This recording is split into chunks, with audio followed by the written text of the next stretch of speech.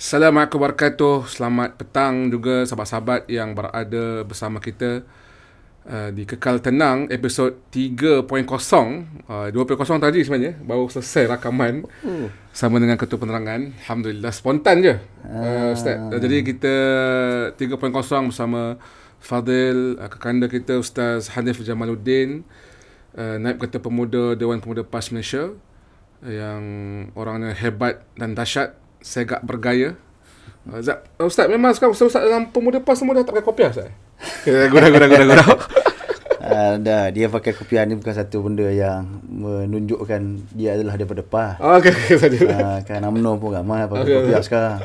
Jadi dia pula nak jadi PAS. Oh, jadi mudah-mudahan dia akan jadi PAS lah, insyaAllah. Amin. Saja kita gurau awal.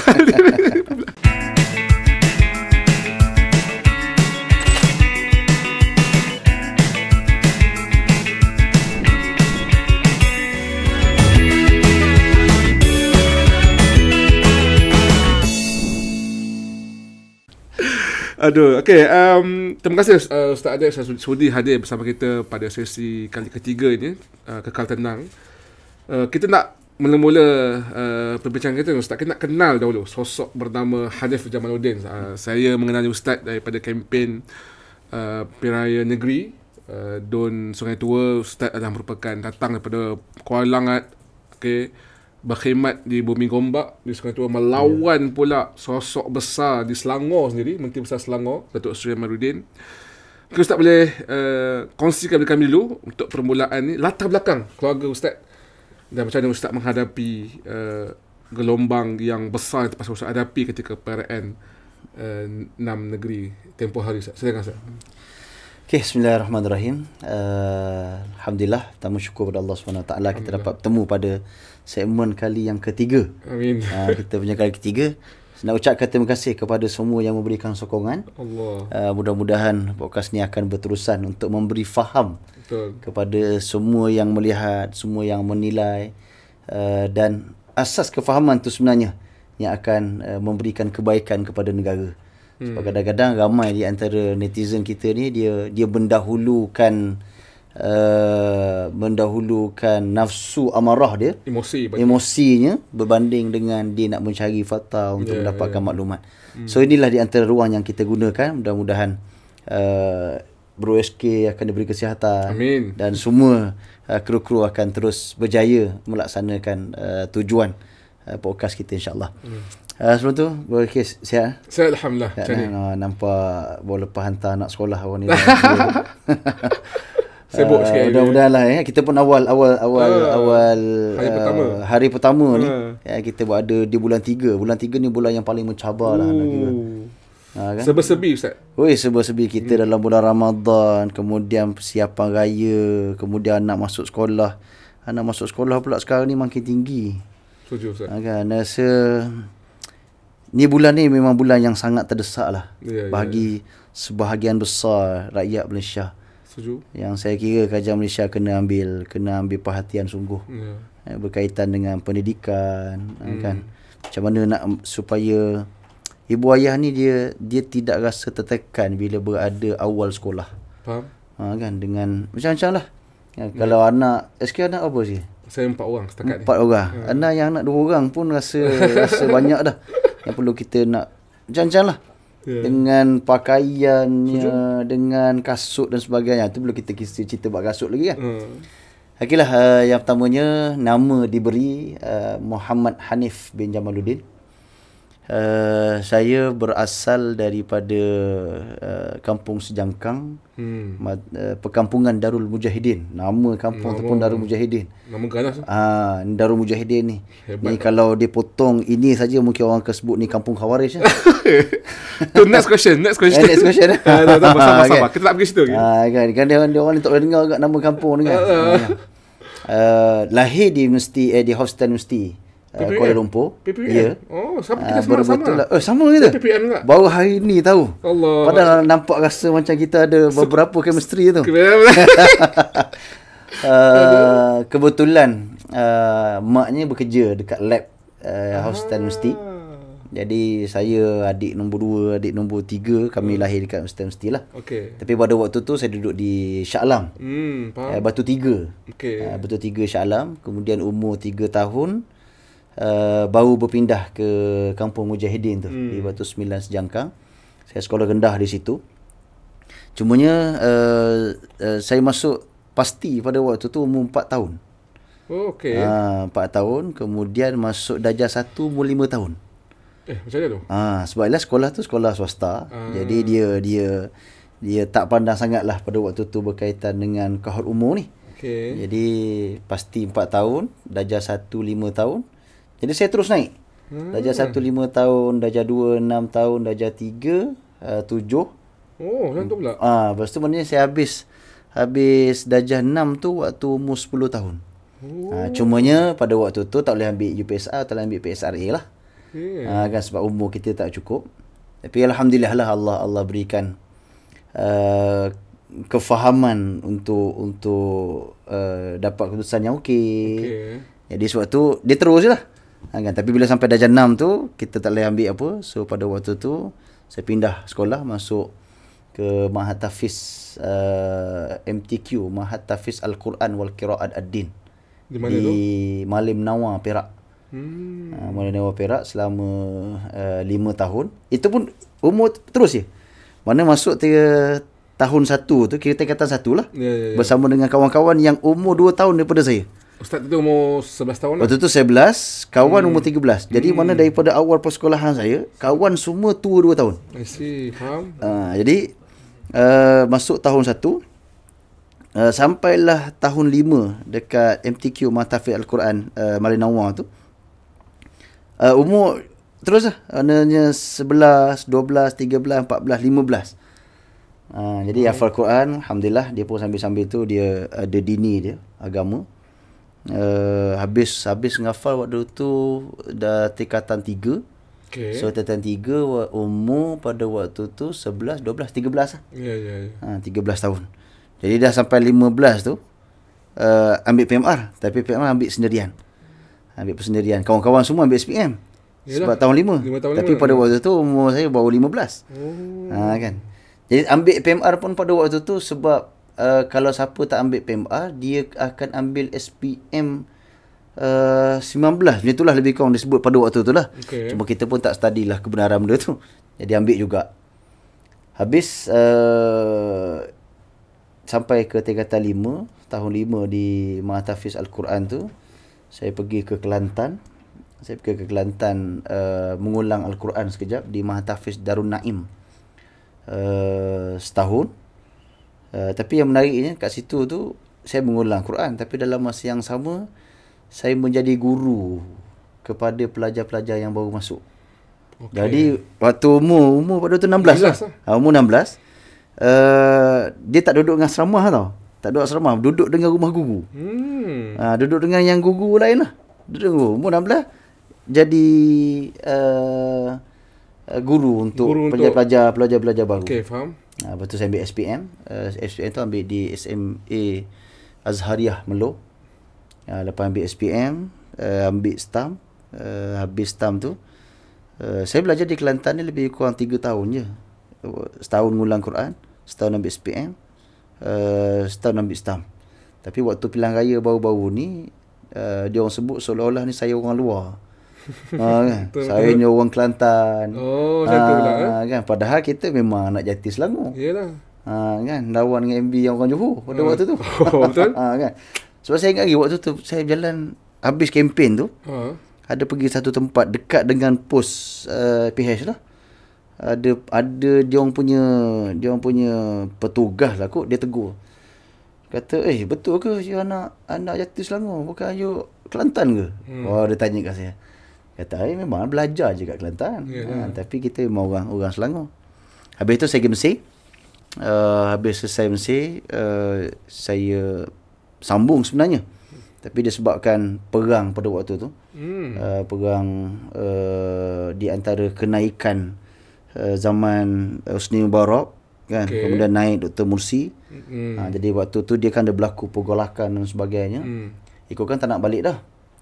Sebab dah berumah tangga dah pada waktu tu. Ustaz kahwin mana Ustaz? Di sana? Saya habis Mesir tu habis habis tahun 4. Tahun 4 habis, bulan 9 habis, bulan 10 nikah. Oh. Tapi saya balik Malaysia lah. Okey. Kan bimbang nikah lambat takut kiamat. Kan jadi habis itu terus nikah. 2 hari bulan 10 nikah terus. Okey. Selang lebih kurang 2 minggu 3 minggu saya balik ke Mesir seorang. Untuk ambil peperiksaan, dipanggil imtihan qabul untuk ambil master di Azhar.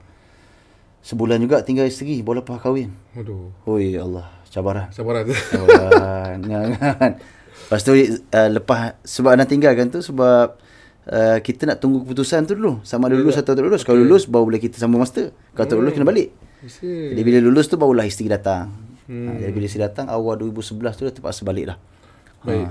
Alright. Okay. Ustaz, cerita sikit Ustaz. Tadi Ustaz retract sikit. Orang kata Ustaz anak Kelantan lah, ketika pengalaman lah kempen melawan Menteri Besar Johor. Menteri Besar Selangor dan Johor. Menteri Besar Johor tu maknanya macam dia akan balik ke Johor tu. Macam mana pengalaman Ustaz ketika mendapat tahu pertama nak kena bertanding di Sungai Tua ni. Tak mana-mana dia bagi Sungai Tua ni kan. Tapi tak apalah. Ada banyak kisah ni tapi tak apa. Dapat tahu akan lawan Menteri Besar Selangor. Ustaz expect tak untuk membuat kejutan ataupun Ustaz kata, aku ni ikut jemaah lah.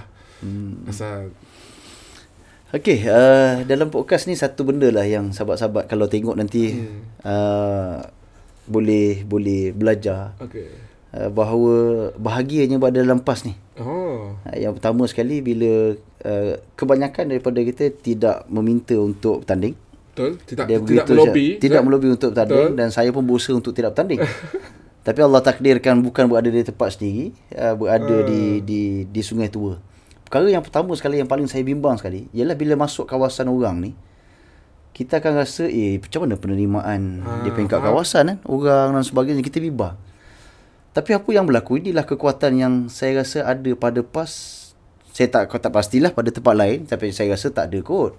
Sebab tempat lain tu bila tengok calon daripada luar bergaduh bagi anak gerak juga. Betul.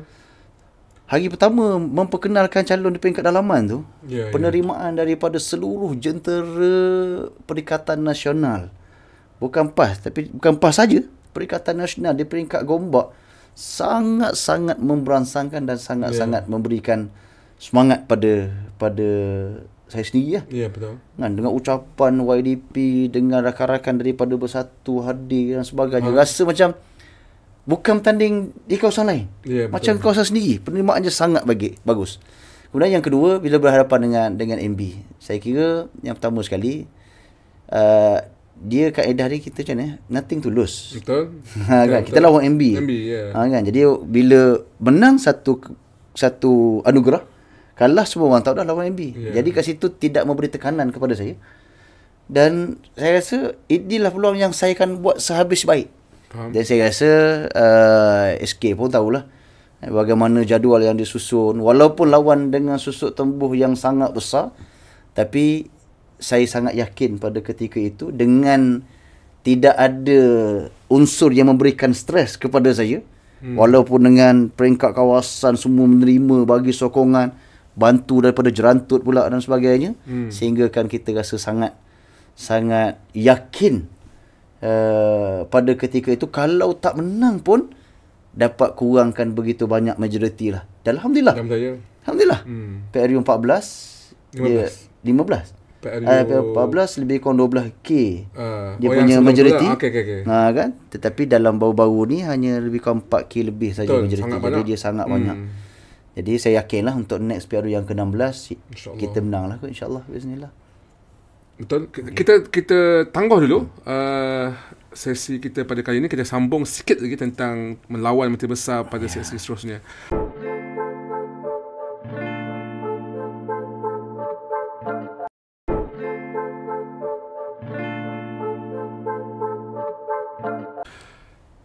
Terima kasih kawan-kawan semua yang masih setia bersama Kekal Tenang. Kita bersama dengan Ketua Pemuda PAS Ustaz Hanif Jamaluddin. Okey Ustaz Okey.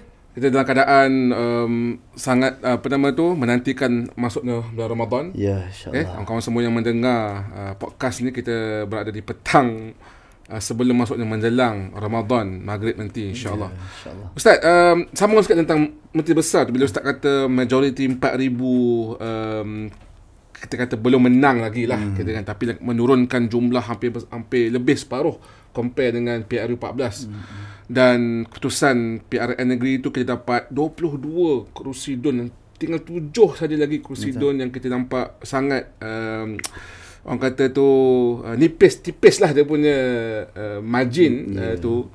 Termasuk ustaz lah kan, 4,000 lebih tu kira bawah 10,000 tu very close margin bagi seorang MB ni rasanya kalau di antara tengok MB seluruh Malaysia yang ada, MB Selangor lah paling sikit majoritinya. Soalan saya ustaz, apakah pendapat ustaz tentang masa depan Perikatan Nasional khususnya di Selangor? Kita tak nak tengok SG4, tak nak tengok negeri-negeri lain macam Pahang, besar dia punya apa namanya peluang kan, orang nampak kan. Tapi macam Selangor ni multiracial, multicultural. Adakah Perikatan Nasional boleh membuat kejutan ataupun as a government in waiting dalam next PRN? Jawapannya ringkas je, masa depan yang sangat cerah. Okay.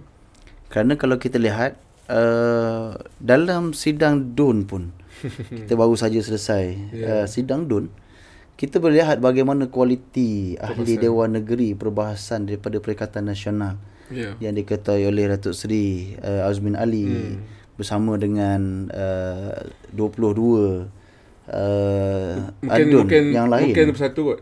21. Okey, tak apa, kita optimis. Kita optimis satu perkara yang lebih baik insya-Allah. Okey. Perbahasan tu secara jujurnya lah, apabila saya bertemu dengan rakan-rakan saya sebelum ni bertugas sebagai penjawat awam di negeri Selangor, bila kadang-kadang saya minum dengan diorang, bertemu dengan diorang, mereka mengatakan secara jujurnya perbahasan yang ditunjukkan oleh wakil rakyat Perikatan Nasional ni sangat baik. Maknanya dia bukan masuk dalam keadaan tidak study, tidak memahami isu ataupun sebagainya. Akan tetapi apa yang mereka lontarkan, apa soalan-soalan yang diberikan adalah berdasarkan kepada situasi yang sebenar, fakta, dan memberikan satu kebimbangan kepada kerajaan negeri Selangor lah yang ada hari ini. Suatu hasil daripada perkara tersebut, kita lihat dengan kesungguhan dan juga cara mereka berbahas tu, respon daripada penjawat awam ni sangat baik. Contoh dia kata dia apabila kita punya performer kita ni cantik, berterusan. Sebenarnya rakyat ni dia sangat okey dan sangat yakin dengan Perikatan Nasional. Dia sangat yakin dengan PAS. Cumanya mereka mungkin nak melihat bagaimana kita ni memerintah sebelum memberikan kepercayaan. Sebab tu saya mengharapkan seluruh ahli Dewan Negeri daripada Perikatan Nasional ni memberikan komitmen yang baik seperti ini berterusan, supaya insya-Allah pada PRU 16 nanti seluruh rakyat Selangor akan memberikan undi mereka kepada Perikatan Nasional. Dan kita tak nafikan apa yang berlaku di peringkat persekutuan pun sedikit sebanyak memberi kesan. Sebab dia berkait dengan kehidupan diorang, berkait dengan macam kita sebut awal tadi lah, isu berkaitan dengan kehidupan, isu berkaitan dengan kewangan mereka dan sebagainya, dengan apa yang pernah dijanjikan sebelum daripada ini oleh Perdana Menteri sendiri. Lalu kali ini mereka tak mampu. Dan satu benda yang saya rasa macam bosan lah PM ni, apabila setiap kali tak mempunyai jawapan yang baik, dia mesti akan memberi alasan kerajaan terdahulu. Itu satu. Kemudian yang kedua, kita apabila apabila kewangan negara ini dapat diselamatkan daripada perompak, perasuah tu geram. Kan?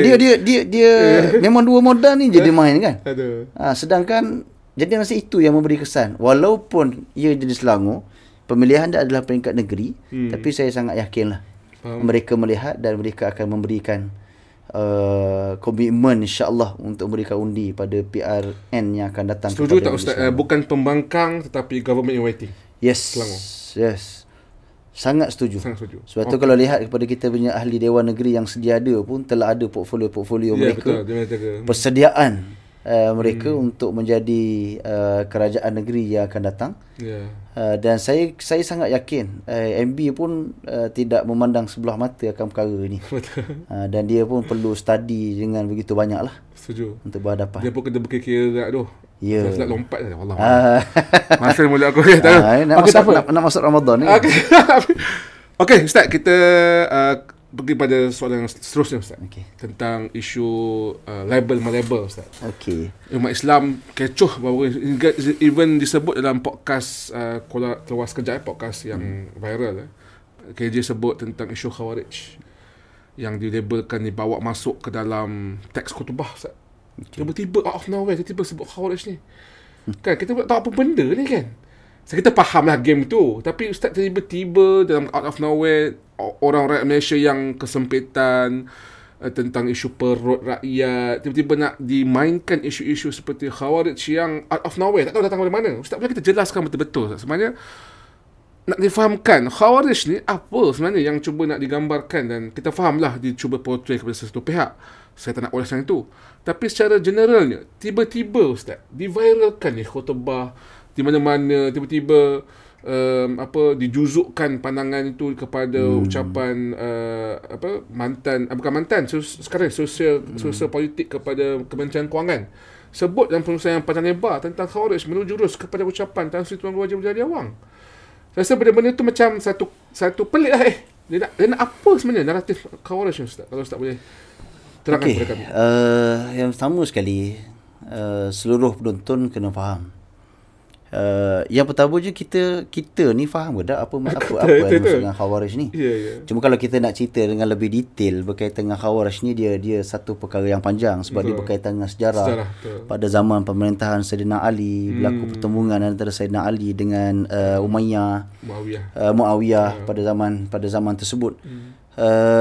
Lalu hasil daripada pertembungan antara dua tokoh Islam ini, ada di antara yang penyokong kepada Sayyidina Ali ni dia tidak berpuas hati apabila Sayyidina Ali bersetuju untuk berbaik ataupun bersetuju untuk diadakan berdamailah apabila sebahagian daripada mereka itu mengangkat Al-Quran untuk diadakan dipanggil sebagai pertemuan lah, perbincangan di antara dua pihak. Umayyah ni dia memang tak berpuas hati kepada Sayyidina Ali atas tuntutan kematian Sayyidina Osman pada ketika itu.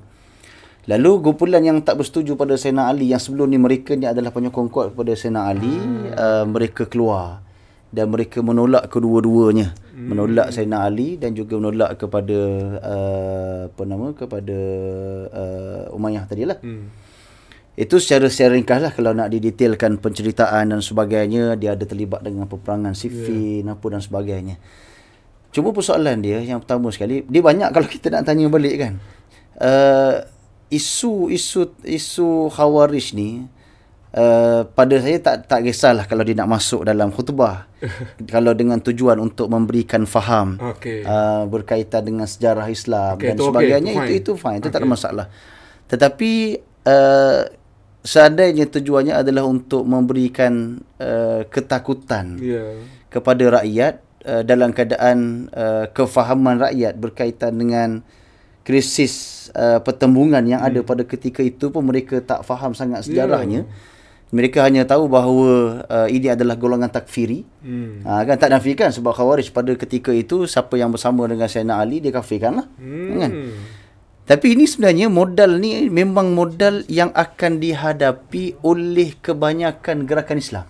Betul. Kan kalau kita tengok pada awal-awal tahun 90-an ketika mana gerakan Islam Ikhwanul Muslimin kan, kemudian gerakan Islam di seluruh negara lah, bukan di seluruh dunia. Apabila mereka itu pergi lebih dilihat mampu untuk memberikan kefahaman kepada rakyat, maka musuh bagi gerakan Islam tu dia akan memainkan isu Khawarij ni.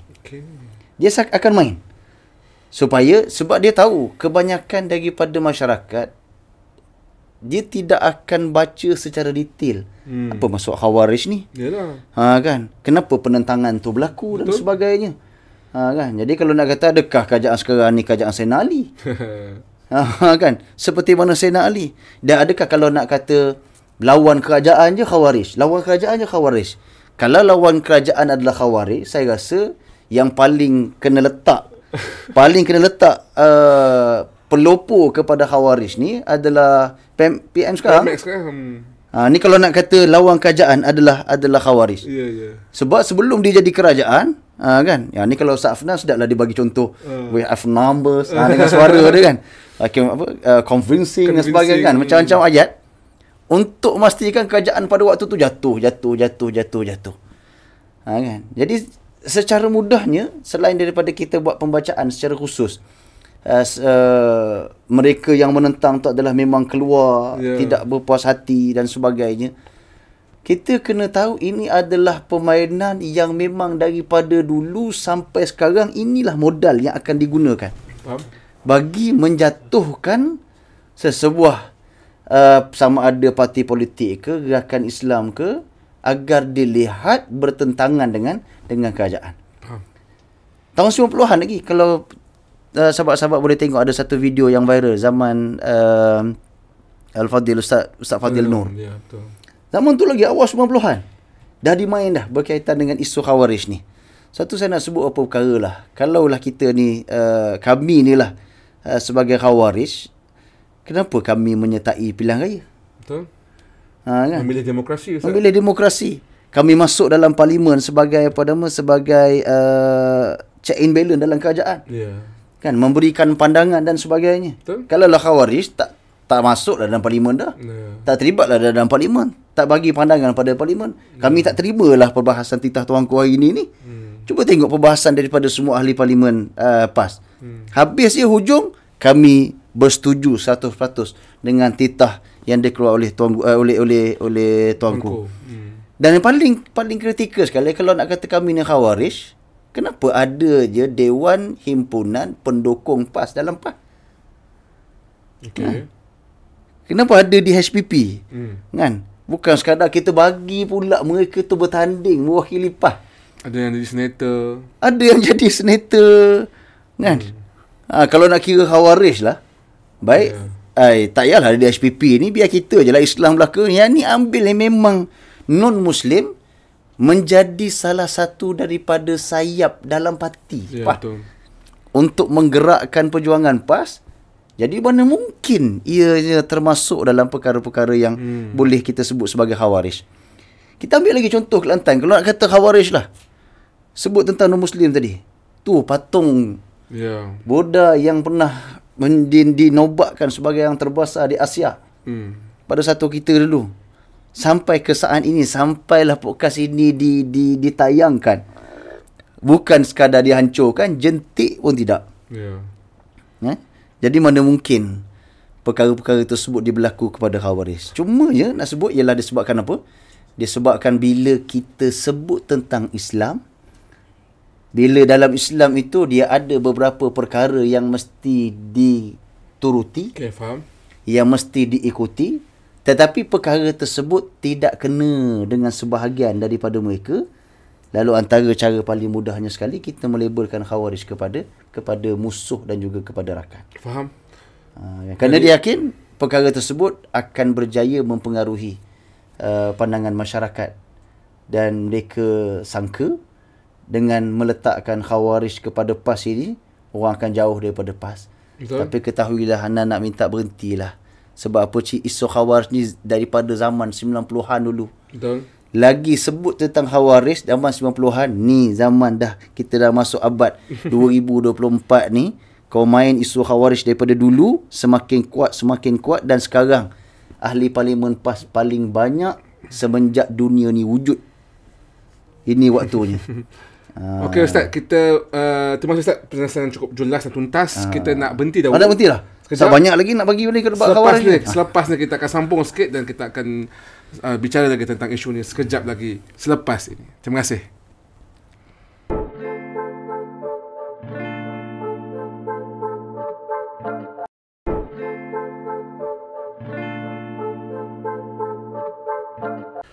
Alright, Alhamdulillah, selamat kembali ke Kekal Tenang. Ke segmen seterusnya Ustaz, kita dah bincang berat juga ni pasal Khawarij. Saya pun tapi tak apa, kita debat ini untuk kita memandaikan ummah. Kita terpaksa bercakap lah perkara-perkara agak sedikit teknikal Ustaz. Ustaz, saya lagi pasal isu mutakhir ini yang kita dapat tahu dan viral adalah isu boykot Ustaz. Boykot sejak buat pertama kali ni saya sendiri Ustaz. sejak 7 Oktober tahun lepas sampai sekarang tak makan lah jenama-jenama yang diboykot tu kan. Tak tahu sebut lah kat sini lah kan. Tapi memang betul, boleh pula sebenarnya. Jadi dari sudut kita boleh saving sikit lah. Kan makan fast food ni tahulah sekali mungkin RM20-30 sekali beli. Tapi isu dia ialah kita boleh buat sebenarnya sebagai umat Islam, isu boykot ni Ustaz. Tetapi ada orang kata boykot ni tak baik untuk ekonomi umat Islam, rakyat Malaysia lah secara generalnya. Statement Tan Sri Vincent baru-baru ni dia menegur bahawa boykot ni tak baik untuk rakyat Malaysia kan, tak baik untuk Malaysia tu mungkin dari sudut ekonomi ke apa ke. Mungkin Ustaz boleh komen sikit Ustaz, sebenarnya boykot ni macam mana sebenarnya yang sebaiknya yang perlu dilaksanakan, yang difahami oleh rakyat Malaysia Ustaz? Okey, terima kasih pada SK untuk meneruskan kita punya bincangan. Okey. Selepas Khawarij, isu boykot pula. Okey. Sebelum dia dua perkara ni, Yeah. dia paling penting sekali adalah bagaimana kita memahami isu, dan yang kedua bagaimana kita ni kena pupuk semangat untuk kita membaca supaya kita faham. Okay, faham. Bila faham apa yang dimasukkan Khawarij, apa yang ditulis oleh Tuan Guru, pada waktu tu kita rasa Tuan Guru tulis benda biasa je. Memang benda yang berkait dengan iman dan sebagainya. Betul.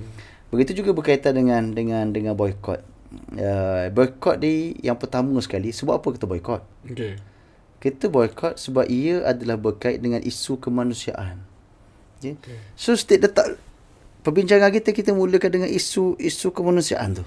Bila kita letak isu kemanusiaan tu adalah perkara yang paling penting, dan lebih-lebih lagi pula dia berkait dengan saudara-saudara se-Islam kita. Setuju. Dan saudara-saudara se-Islam kita ni pula dia yang telah berhadapan dengan kematian, dengan pembunuhan, dengan penderaan yang sangat lama. Satu, bila kita berfokus pada isu tu, datanglah apa bentuk skill yang berada di sekeliling pun, ini adalah isu kemanusiaan. Maka keutamaan mesti diberikan.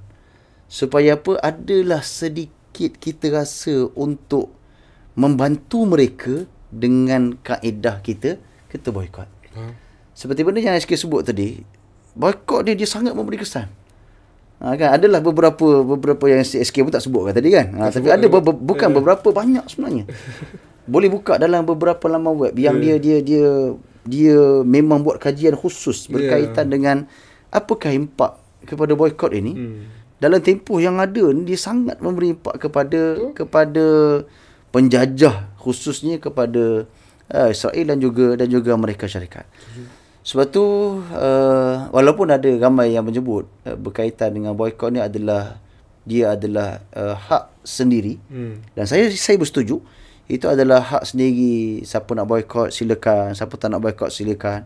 Cumanya apabila kita mengambil penting, seperti mana yang Nabi sebut kan, malam yahtam bi amril muslimin falaisa minna. Siapa yang tak ambil penting, tak ambil tahu, tak peduli pun berkaitan dengan saudara-saudara se-Islam kita, maka kita ni bukan daripada kalangan Nabi ke apa kata. Bukan daripada kalangan. Maksudnya tak adalah kita terkeluar, tapi kita tak ambil cana. Jadi itu yang daripada hadis inilah yang kita ambil pandangan, kita ambil pendapat untuk sama-sama kita boykot. Cuma boykot tu biar boykot dengan ilmu. Betul. Masuk boykot dengan ilmu tu kita tahu manakah di antara syarikat, produk yang memang dia memberi sumbangan secara langsung, ataupun kalau tidak langsung pun tapi secara jelas kita nampak dia memberikan sumbangan, maka kita laksanakan boykot tersebut. Ada produk sedang boleh simpati pula dengan Israel. Ada produk yang juga. Jadi kena. Kalau yang bersimpati, saya tak boleh terima lah kalau saya tak tahu macam mana dia boleh ada perasaan untuk bersimpati kepada Israel dan sebagainya.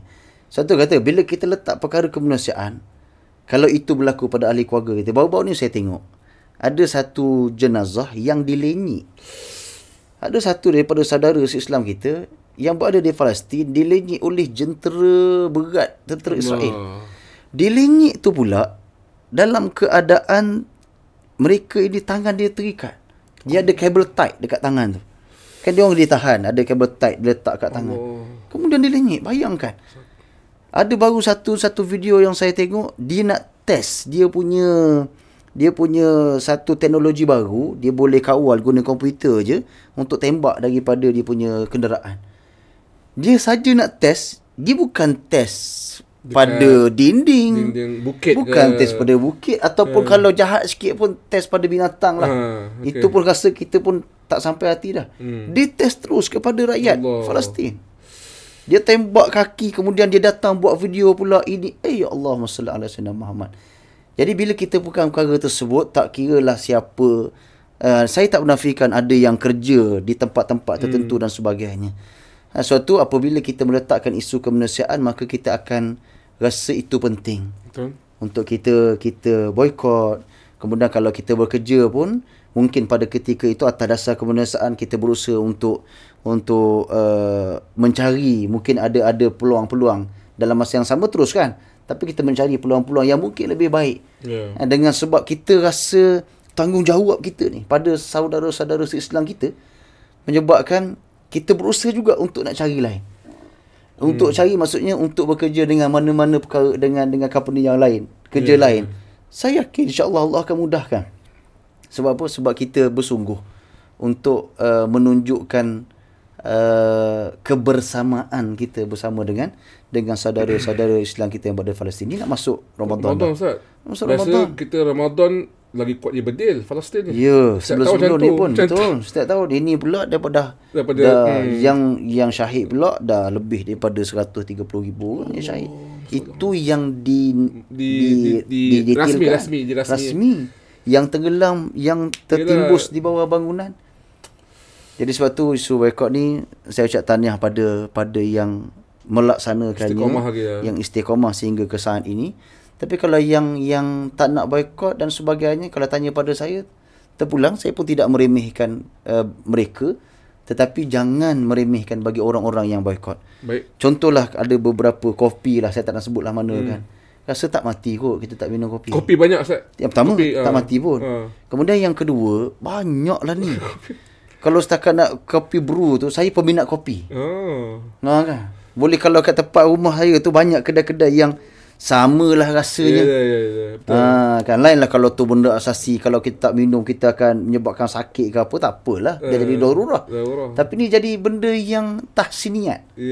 Kan bukan benda keperluan, bukan benda hajat, tapi benda yang sekadar untuk kita. Kalau dulu dia hanya sekadar bagi apa? Style kehidupan je. Lifestyle je. Nak bagi nampak minum kat sini. Tak perlu pun. Faham Ustaz? Penjelasan cukup tuntas Ustaz. Okey, saya sebut Ramadan Ustaz, alang-alang masuk Ramadan. Kita hampir menyambut Ramadan ni. Saya tak nak soalan klise Ustaz. Saya nak satu soalan yang saya dah pendam lama tu, adalah tentang hamba Ramadan. Ustaz, kita tahu, kita memang ada orang kata ni lah orang Melayu. Setiap kali Ramadan tiba-tiba jadi Pak Ustaz. Tiba-tiba jadi alim. Which is good lah sebenarnya. Tak ada, kita bukan nak katakan tak elok, tu baguslah teruskan. Tapi tak nak jadi hamba Ramadan, tapi jadi hamba Allah, hamba yang betul-betul memanfaatkan Ramadan tu sebagai titik tolak untuk perubahan kepada yang lebih baik. Ada macam saya tengok bapa saya mokok Ustaz. Dia kata kalau time Ramadan lah boleh berhenti sekejap kan. Betul boleh pula. Tapi dia buka puasa tu ngokok juga. Mokok, dia kena mokok orang tua saya. Dia hardcore. Apa dia ada asbab dia orang lama tu kan. Orang tua kata kalau tak mokok sakit. Tak tahulah. Tak nak sebab betul, tapi sulit lah, boleh pun tak merokok tengah hari waktu siang ni. Kalau orang tu dia tak makan kan, jenis nak makan, boleh je kita tahan makan sebab jadi itu sebagai permulaan kepada kita untuk melonjakkan kita punya pengalaman kerohanian kita lah kan. Lebih baik.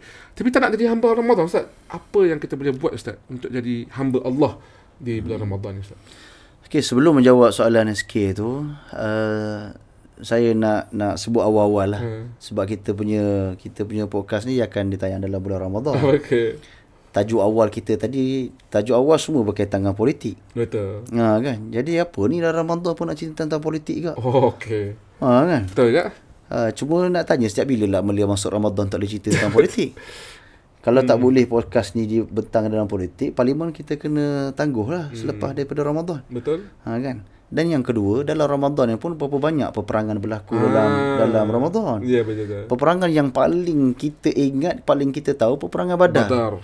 Peperangan Badar itu salah satu daripada elemen-elemen pemerintahan politik lah tu. Ya, betul. Sebab bila dengan kekuatan yang ada dan sebagainya, perang pula pada waktu tu. Jadi itu adalah salah satu daripada segmen politik yang ada. Badar ketika tu dah di Madinah, Ustaz? Badar? Ketika perang Badar, kita dah ada di Madinah kan? Kita dah berhijrah kan? Ya. Nah kan? Maksudnya dah ada pemerintahan lah ketika itu. Betul. Jadi, suatu sahabat rahmati Allah SWT yang melihat, jadikan Ramadan ini, dia bukanlah membawa masuk, bila masuk Ramadan kita tak boleh cerita tentang politik, sebab Ramadan juga bulan nasihat. Kan, Ramadan juga bulan nasihat. Jadi dalam bulan nasihat inilah yang kita nak memberikan nasihat supaya kita membawa politik ini menjadi seperti mana yang ditunjukkan oleh baginda Nabi SAW. Satu kadang-kadang anak muda tak suka pada politik. Sebab apa? Sebab politik keji.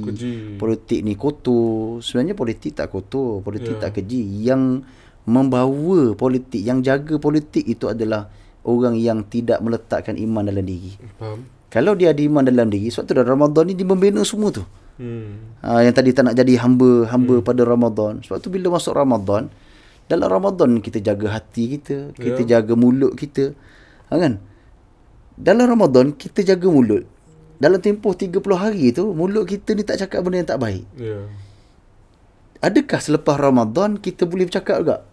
Dosa juga, sama juga. Sama. Adakah lepas Ramadan bahawa tak ada malaikat? Adakah lepas Ramadan tak adanya tak kira pahala, tak kira dosa? Sama je. Maka kalau itulah sifat Ramadan itu juga ada pada ahli-ahli politik kita semua, Allahu Akbar. Politik akan dinampak sangat indah. Cerita tentang pemerintahan yang akan sangat indah. Bila kita tegur sikit berkaitan dengan agama, tak adalah di label khawarij. Kan? Sebab kefahaman tentang Ramadan tu.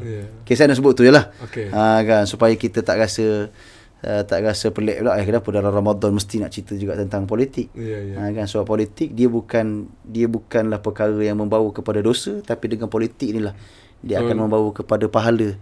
Sebab dengan politik kita tegakkan Islam, dengan politik kita memberikan manfaat kepada semua, tak kira Muslim ataupun non-Muslim. Dengan politik sunnah kenegaraan. Ya, sunnah kenegaraan. Satu anak muda kena ambil cakna, kerana perkara tu dia berkait dengan kita juga. Berkait dengan keputusan apa yang kita akan hadapi, berkait dengan kehidupan kita, berkaitan dengan perbelanjaan kita. Semua tu berkait. Jadi apabila diletakkan kepada orang yang memahami Islam, orang yang memahami berkaitan dengan kebaikan, seperti mana masuk bulan Ramadan semua orang jadi baik. Sebab apa? Sebab dia tahu bulan Ramadan ni adalah bulan yang berdidik hati. Betul. Dan selepas Ramadan, andai kata dijaga betul-betul, maka dia akan berkekalanlah jaga mulut dia, berkekalanlah jaga mata dia, berkekalanlah jaga hati dia, berkekalanlah jaga telinga dia. Sampailah sifat amanah pun. Sifat amanah. Allah ajar dalam Ramadan ni sifat amanah. Apa bukti dia? Sifat amanah ni, sebab tu Allah kata dalam Ramadan ni wa anna ajzi bihi, Allah yang bagi pahala pada kita. Sebab apa bagi pahala pada kita? Puasa kita, Ustaz. Puasa tu sebenarnya amanah. Bayangkan orang kita, kalaulah esok kita ada buat podcast contoh. Lepas tu SK tak puasa, orang tahu tak? Tak tahu. Orang tak tahu. Sepanjang podcast ni, sepanjang kita kat sini ni, SK tak puasa pun. Tapi orang tak tahu. Sebab apa? Sebab memang tak nampak lah. Kecuali lah kalau SK minum makan. Tapi kalau tak makan, tak minum, tak buat perkara yang membatalkan puasa, orang tak tahu pun kalau dia tak puasa. Rupa-rupanya bila masuk tandas, dia minum air. Dia dah ready, dah siap-siap dekat tandas tu ada Maggi. Ada heater, contoh. Kan, ada heater dah siap-siap, ada Maggi. Kemudian dia panaskan, air pun pula belasah air. Kan, kemudian keluar daripada tandas, muka lembek. Kan, padahal macam pengalaman. Padahal dalam tandas, contohlah kan, kita kecil-kecil kecil-kecil kan. Kecil-kecil kan, masuk tandas, keluar tandas tu muka Allah macam orang puasa 5 hari tak makan, tak buka kan. Tapi dalam tandas minum air 2 baldi. Aduh. Kan, ambil semayang kumur-kumur kan. Dan tak keluar air. Orang pun pening, mana pergi air. Kan. Aduh. Tapi sebab amanah. Ya, betul. Sebab amanah. Walaupun kita boleh buat macam tu, kita minum dalam tandas. Tandas tahu. Tandas tak ada orang bawa CCTV. Ya, betul. Tak ada orang bawa CCTV kecuali yang dia buat jahat je lah. Yalah. Tapi tak ada orang. Jadi kalau kita nak minum air dalam tandas, nak makan Maggi kita dalam tandas, tak ada orang tahu. Tapi sebab itu adalah amanah puasa, Ya, betul. kita buat perkara tersebut dengan penuh iman sehingga kita buka puasa. Maka begitulah kalau amanah ni kita jaga, kita faham seperti mana amanah puasa tadi, amanah kenegaraan bagi pada kita, amanah duit yang diberikan kepada kita, kita tak akan melakukan rasuah. Kita tak akan melakukan perkara-perkara yang tak baik. Sebab tu berbalik-balik pada Ramadan ini, dengan segala apa yang berlaku dalam bulan Ramadan, semuanya itu dia nak mendidik hati kita. Maka masuklah Ramadan ini dengan penuh keikhlasan. Amin. Itu dia punya main dia. Masuklah dengan penuh keikhlasan. Memang kita bersedia untuk ditarbiah. Suatu nafsu ni, dia hanya akan ditarbiah melalui lapar. Nafsu dia kalah saya kan? Nafsu dia kalah dengan lapar. Kita ambil contoh lah. Ambil contoh ialah bila sebut nafsu ni, biasanya kalau yang lelaki memandang sesuatu yang menyeronokkan. Apanya? Bila sebut pasal nafsu ni, kita tak dapat lain lah. Contohnya tengok perempuan. Ada sebahagian kan. Tapi orang dalam keadaan lapar. Lapar sungguh ni. Betul. Lapar sungguh ni, dia tak bercara dah dalam bab tu. Dia tak cara langsung dah. Kau ni kenapa ni, aku tengah lapar ni, kau nak bawa siapa pula? Kan? Tapi bayangkan dia dah kenyang. Kan? Kalau yang awal tadi itu dalam keadaan dia lapar, kadang-kadang lalulah, sama ada kalau yang lelaki dia akan antara ujian dia melihat perempuan yang cantik. Kalau perempuan mungkin melihat lelaki yang handsome. Waktu dah keadaan lapar, cantik macam mana pun dia tak tengok. Mana nak tengok. Tapi waktu kenyang. Betul. Waktu kenyang ni tak payah cantik lah. Apa yang ada depan. Pada waktu tu orang yang tak jaga dia punya nafsu dia, waktu tu dia akan melihat, dia akan buat benda yang tak baik dan sebagainya. Jadi mudah-mudahanlah kita masuk dalam Ramadan pada tahun ini ni, biar dia menjadi mendidik kita kalau sebagai hamba untuk jadi hamba yang bertakwa. Kita sebagai apa sajalah, kalau kita sebagai penjawat awam, kita akan jadi penjawat awam yang akan menjaga kita punya etika pekerjaan. Kalau kita yang terlibat dengan politik sebagai contoh, biarlah dalam Ramadan ini mendidik kita. Start parlimen sampai pertengahan Ramadan. Hujung. Sampai minggu akhir bulan 3. Oh ya. Oh, minggu akhir bulan 3. Minggu akhir bulan 3. Okey. Jadi macam tu lah. Jadi ahli parlimen semua puasa. Yang non-Muslim tu tak apalah. Kan? Tapi yang Muslim ni, hatta pun kalau tengok, yang non-Muslim pun dia menghormati bulan Ramadan. Ya, betul. Kan? Betul. Dia menghormati bulan Ramadan. Dan ramai juga trend sekarang berpuasa sekali Ustaz, sebab mengambil, bukan sebab ambil dapat pahala tu, dapat kesihatan. Dia nak belajar kesihatan dan sebagainya. Jadi bulan Ramadan itu pun dia bukan mendidik orang yang Muslim, yang non-Muslim pun dididik sekali. Supaya menghormati. Bila menghormati, dia tak akan mengata kepada kawan. Kan? Dia beza mengata dengan tegur. Kan? Kadang-kadang kita ni takut untuk memberikan teguran. Betul. Tapi teguran tersebut dalam bentuk kata-kata yang tidak baik. Faham. So Ramadan ini dia akan mendidik semua manusia. Ahli politik bila dia mendapat Ramadan, menyelami Ramadan itu dengan baik, insya-Allah saya yakin ramai yang akan bersama-sama dengan Perikatan Nasional. Amin. Ustaz, boleh kata-kata akhir Ustaz sebelum kita tutup podcast kita pada hari ini, apa ucapan Ustaz kepada semua umat Islam yang akan menyambut Ramadan pada kali ini, apa harapan dan juga apa pesanan Ustaz kepada semualah supaya anak muda ni dapat mengambil ibrah kesempatan waktu yang ada ni sebagai Ramadan. Ada orang kata inilah Ramadan yang apa nama tu kita terpaksa hadapi. Ialah Ramadan, sekolah, buka puasa, buka sekolah dan nak raya dalam keadaan inilah kesempatan. Tapi kita tetap kena hadapilah Ramadan macam biasa. Kata-kata Ustaz kepada semua untuk menyambut Ramadan kali ini. Bila sebut pasal puasa ni, Ramadan puasa. Dalam puasa kita ada zakat. Betul. So dua ibadah dalam Ramadan ni, dia mengajar semua manusia, sama ada kau level paling tinggi, kau Perdana Menteri ataupun kau orang yang cuci sampah, orang yang sapu sampah. Semua akan puasa, semua akan kalau orang biasa yang sapu sampah dia tak keluar zakat lah, dia akan menerima zakat.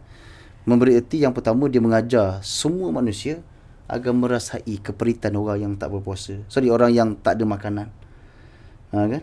Satu, semua kena puasa. Bila semua kena puasa, waktu yang kita biasa makan, kita tak boleh nak makan. Pada waktu itulah orang yang sebelum ni makannya besar, orang yang gajinya besar dan sebagainya, dia merasai keperitan orang yang tak dapat makan dalam tempoh yang lama. So mudah-mudahan ia bukan sekadar ibadah, biar ia menjadi pengajaran bagi pimpinan-pimpinan negara. Mengambil maklum dengan rasa puasanya itu, dia akan bersungguh supaya selepas daripada puasa, aku nak pastikan rakyat-rakyat yang berada di bawah yang tak makan dalam tempoh seharian, bukan kais pagi makan pagi, kais pagi untuk makan petang. Biarlah bulan Ramadan tu dengan dia jaga daripada puasa tu, menyebabkan kita semua merasai inilah yang Allah nak ajar selain daripada ibadah yang lain. Betul. Kan? Dia merasai, inilah keperitan yang ada, dan dia kena bersungguh untuk merealisasikan apa yang dia sebut tadi, menoktahkan kemiskinan tu. Bukan sekadar retorik semata-mata, tetapi dilaksanakan sungguh-sungguh supaya semua dirasai. Kemudian kita ada zakat. Zakat ni tujuan dia apa? Tujuannya sama juga. Allah nak ajar supaya kita bantu memerlukan di antara ada orang yang biasa, ada orang yang memberi, ada yang memerlukan. Dan cuma Ustaz bab zakat dia nak potong sikit Ustaz. Ustaz jawab saya ringkas kot. Kadar bayar zakat, sebab orang banyak sangat soalan pada saya ni, iaitu nak bayar berapa ni, sebab kita makan beras import kan. Kata RM7, ada yang RM10, ada yang lebih mahal 14. Kan? Dia Ustaz boleh komen sikit Ustaz, kaedah sebenarnya untuk memandu orang untuk bayar zakat dia. Sebab kita tak beli beras import, beras tempatan tak ada. Dah hampir setahun kita makan beras import dan terpaksa beli kan. So, bila zakat nak bayar zakat macam mana Ustaz? Tu ada Ustaz tahulah jawapan macam mana kan. Dia yang pertama sekali kita jangan berkira-kira dalam ibadah. Okey. Kan. Saya tolong tanyakan. Tak apalah. Itu saya menjawablah bagi yang tanyakan tu kan. Sebabnya yang bayar zakat adalah orang yang mampu. Betul. Itu kita tahu. Kan, orang yang mampu. Bila orang yang mampu ni, dia tidaklah sampai tak mampu langsung. Kalau tak mampu, dia akan menerima zakat. So bila mampu, yang pertama sekali kita cuba berlebihan dalam membayar zakat.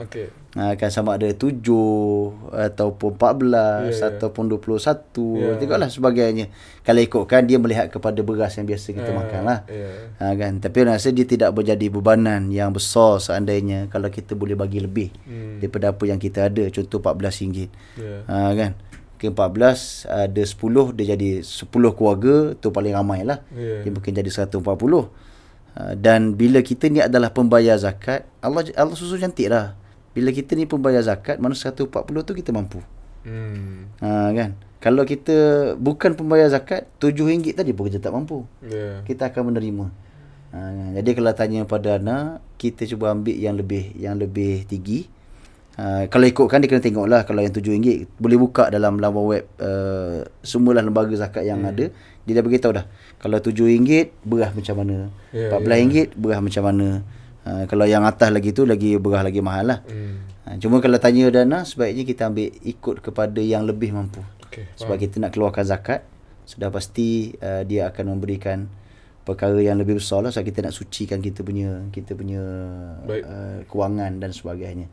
Boleh? Okey Ustaz. Ustaz, terakhir Ustaz, rangkuman tadi 1 minit terakhir, silakan Ustaz, tentang Ramadan. Okey, nak mewakili lah seluruh kepimpinan Dewan Pemuda PAS Malaysia, mengucapkan kullu am wa antum bil khair. Mudah-mudahan Ramadan pada kali ini adalah menjadi Ramadan yang terbaik, kerana kita pun tak tahu adakah kita mampu untuk habis Ramadan ataupun esok pun kita tak tahu. Allah. Adakah kita masuk dalam Ramadan ataupun sebagainya. Jadi andai inilah Ramadan yang terakhir, maka kita berikanlah yang terbaik supaya mudah-mudahan Ramadan ini habis keluar daripada Ramadan. Seperti kata sikit tadi, kita bukan jadi hamba Ramadan. Hanya dalam bulan Ramadan saja kita ibadah. Hanya bulan Ramadan saja kita baca Quran. Hanya bulan Ramadan saja kita qiyam mulai. Tapi biarlah kita di luar daripada Ramadan pun kita baca Quran, kita qiyam mulai, kita sedekah, kita buat segala-gala perkara yang kita buat dalam Ramadan. Kerana ia akan berterusan mendidik kita Dan luar daripada Ramadan lah. Dalam Ramadan kita tak cakap, kita tak kata korang. Dalam bulan Ramadan kita tak ambil rasuah. Dalam bulan Ramadan kita tak kata orang khawarij. Dalam bulan Ramadan kita tak kata macam-macam. So luar daripada Ramadan pun kita tak akan buat lah perkara-perkara itu. Wallahualam. Terima kasih Ustaz Anip atas satu kepasan yang cukup menarik. Saya cuba menambah sedikit tentang Ramadan ni adalah jangan kita terlalu fokus pasal ibadah puasa tu sampai kita langsung tak buat yang lain-lain. Contohnya macam sembahyang berjemaah tinggal, dan juga banyak-banyak perkara lain lah. Al-Quran tak baca, tak bersungguh seperti puasa kan. Jadi semua tu kena seimbang. Ucap terima kasih kepada semua. Kita nantikan episod seterusnya. Jangan lupa terus like, share dan komen dan repost setiap video-video di Kekal Tenang. Itu saja daripada kami. Assalamualaikum. Terima kasih Ustaz. Okay, sama. Alright. Mudah-mudahan selamat puasa sikit. Selamat puasa, Ustaz. Selamat buka puasa. Bye-bye. Assalamualaikum. Assalamualaikum warahmatullahi wabarakatuh.